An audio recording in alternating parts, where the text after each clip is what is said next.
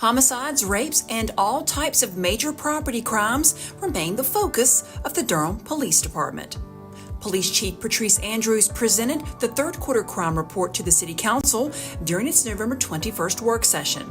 The report shows that Part 1 violent crime, which includes homicide, rape, robbery, and aggravated assault, decreased overall by 5.5% during the third quarter compared to the same period in 2022. But homicides were up 9.4% and rapes 21.6% from 2022. Part 1 property crime, which includes burglary, larceny, and motor vehicle theft, was up by 21.5% compared to 2022. Larcenies made up more than half of all Part 1 crime.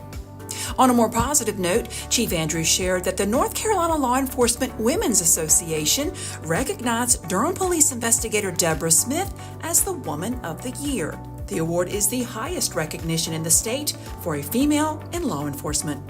For more information, visit durhampolice.com. The former Wheels Roller Skating Rink is one step closer to becoming operational again. Now owned by us, the center is located at 715 North Hoover Road.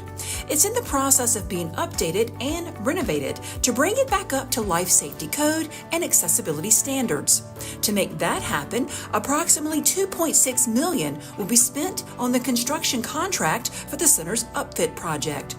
That work includes accessibility, code, life safety, and risk deficiency corrections. It also includes maintenance and operations, aesthetic, and concession upgrades.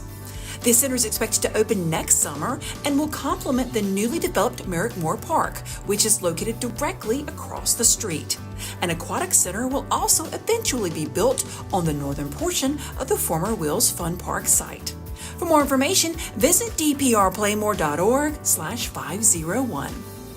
Work is underway to engage more residents in thoughtful conversations about their priorities for next year's budget. $118,000 will be spent on hiring an outside firm to lead efforts over the next 5 months.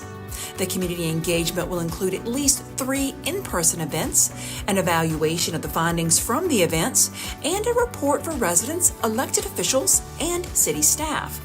The goal of the project is to have attendees at the events that are representative of our city's residents. A special focus will be placed on involving people of color, youth, and other marginalized groups. The contract for the project includes all expenses for materials and supplies associated with the events, as well as stipends, childcare, and transportation for participants. Engagement is expected to take place during January and early February. More information about the budget development process can be found at durhamnc.gov/204. We're pleased to announce that we have a new division overseeing our special event permitting process. The Citywide Special Events and Social District Division operates within our Parks and Recreation Department. Its purpose is to lead, manage, and grow special events in Durham. Among the ways it will do that is by providing event organizers with a clear understanding of the guidelines and requirements for producing an event, as well as helping to provide access to available resources. The division will coordinate and oversee DPR special events, serve as the point of contact for event organizers throughout our permitting process, and ensure that all event organizers are informed and following our special event guidelines. The division can be reached at 919-560-4355 or by emailing specialevents@durhamnc.gov. More information can be found at dprplaymore.org/274. 7 groups representing communities throughout Durham will receive mini-grants for projects addressing a variety of needs. Community engagement mini-grants are for groups of residents who want to come together around an issue in their community or to foster community engagement. They're also for community programming or physical improvement projects. Any neighborhood, resident, or community group in Durham can apply for a grant of up to $5,000. The program received 45 applicants this year, which is the highest ever. Out of those, 7 groups were chosen.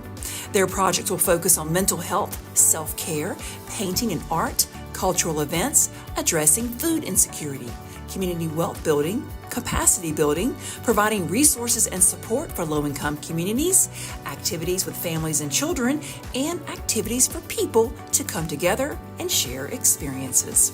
More information can be found at durhamcommunityengagement.org/mini grants.